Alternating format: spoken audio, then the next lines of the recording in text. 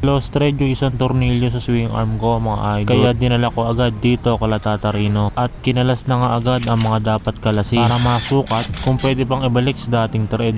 Kailangan lang daw lagyan ng sleeve para maibalik yung dating sukat ng thread. Ganito pala ang proseso nun mga idol. Binubutasan yung loob tapos unti-unting binabawasan tong labas. Solid na bakal nga pala yun mga idol kaya siguradong matibay. Dito naman mga idol sinusukat ni Tata Rino yung laki ng ginagawa niya pang sleeve.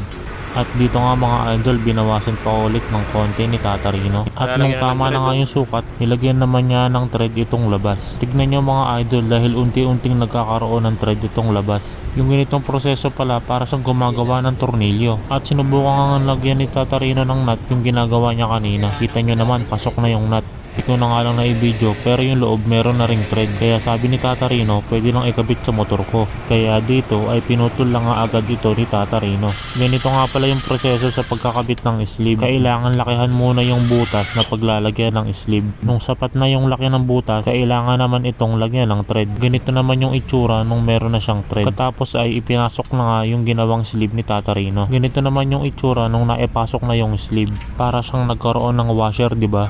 Kailangan nga palang bawasan ng konti yung swing arm na tatamaan nung parang washer kanina para maging pantay pa rin ang swing arm natin. Ganito naman yung naging itsura ng swing arm natin pagkatapos bawasan ng konti. Pagkatapos ay kinabit na nga ulit lahat ng kinalas kanina. CNC na nga pala yung kinabit kong tornilyo para dagdag forma na din.